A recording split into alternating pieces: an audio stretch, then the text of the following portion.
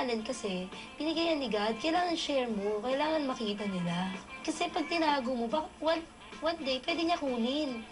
Yun yung lagi namin sinasabi. So siguro, yun yung, kaya sila ganun ka, pag nag-perform sila, talagang perform talaga sila or talagang ginagano yun. Gawin mo yung best mo. Pag full-time mom ka kasi, nasa bahay ka lang. So, ikaw, the whole day, yung pinag-isipan mo, luto. Tapos pag yung wala lang talagang ginagawa, bata na talaga, sagot mo kung ano.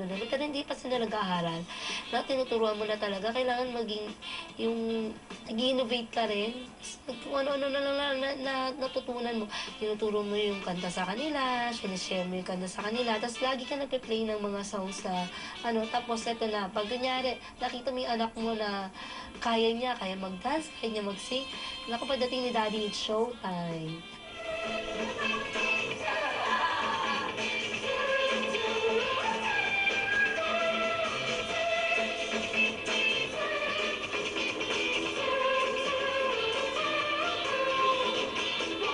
Ang ginagawa namin, dahil nga medyo madami kami, nung medyo dumami na sila, showtime na talaga. Merong kumakanta, may sumasay, may audience pa. Sila tagapalakpak yung mga maliliit. Sige nga, okay. Wala mayabang ka. Titignan niyo na Shenda. Diba? Ganyan. Wala ako si Marisa. O siguro yun. Okay. Wala mayabang ka. Wala sasabihin mo. Ako, gusto ko maging business na. Kagaya ng dati ko. Kaya ako magiging boss. Nag-construction firm namin. Patayo ko ng maraming building. Tapos, nasuntan ko lang ako. So, pag kunyari, may mga acting naman, mag-act sila dyan. Basta pa nandiyan si Daddy, na kunyari, mga judge. Pero lahat mo sila winner. Para hindi di ba nga ganun? Pag kunyari, hindi ka winner, parang nalulungkot yung bata. Pero lahat sila, yay! Siyempre, bigyan mo yung tamang sa kanila na parang ga-applause. Galing. Siguro, yun yung nakaka-boost ng moral mo. Galing nga! Galing nga! Rox, bakit pinatay niya? Galing nga! Galing mo marakis ka. Okay. Pag-contest. Pag natalo, hindi ibig sabihin, hindi magaling. Pag natalo, may iba lang sila sigurong hinahanap. Kasi, laman talaga kami ng mga contest. Laman kami ng mga contest. Hindi lang naman yung isang beses kami nag-contest tapos nanalo na hindi. Meron din kami magkakataon na madalas natatalo. Pero hindi yun ang ibig sabihin. Mag-stop ka na dun. Kasi kung talagang gusto ng bata, makikita mo siya, go din siya ng go. Hindi siya talaga nag-stop. Hindi siya, ibig sabihin parang pinagbubutihan niya pa.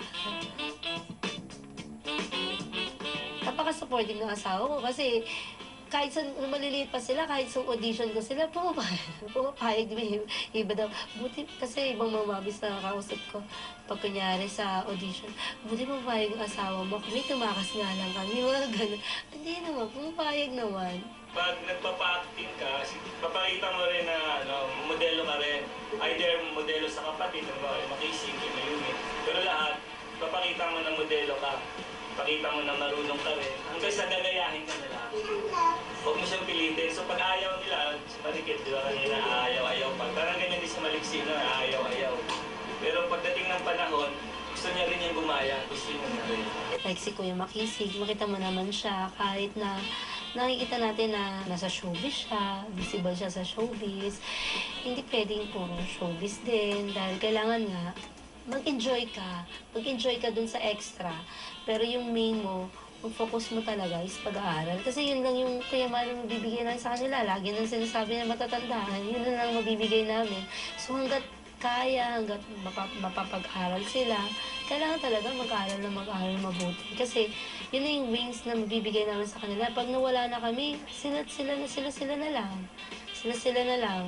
So, paano mo yung sarili mo? Yun din ang payo sa mas mga maliliit pang mga kapatid. Yun lagi nang sinasabi, kailangan mag-aaral kayong mabuti. Hanggat meron, hanggat sa makakaya mapag-aaral. Kasi yun lang talaga ang pwedeng may bigay ni mami at ni daddy. Tapos, kung meron kayong gusto, meron kayong extra na talent na isushow pa, asahan nyo, 100% nasa likod nyo kami. Kung ano man yung gusto nila. Nako, saludo kay Mami Jackie at hangang ako sa pangalan ng kanyang mga kids, ha? Imagine sila, mayumi, makisig, maliksi, marikit, mahinhin, malambing. Nako, maaya. Meron pang maaya. Wow, Pinoy na Pinoy talaga. Likas talaga sa ating mga Pinoy ang pagiging sentimental. Ang susunod po na mami natin,